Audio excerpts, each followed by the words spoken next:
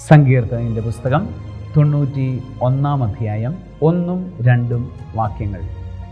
അത്യുന്നതൻ്റെ സംരക്ഷണം എന്ന സങ്കീർത്തനത്തിൻ്റെ തുടക്കമാണ്. നമ്മളിങ്ങനെ വായിക്കുന്നു: അത്യുന്നതൻ്റെ സംരക്ഷണത്തിൽ വസിക്കുന്നവനും സർവശക്തൻ്റെ തണലിൽ കഴിയുന്നവനും കർത്താവിനോട്, എൻ്റെ സങ്കേതവും എൻ്റെ കോട്ടയും ഞാൻ ആശ്രയിക്കുന്ന എൻ്റെ ദൈവവും എന്ന് പറയും. ആര് ആരോട് എന്തു പറയും?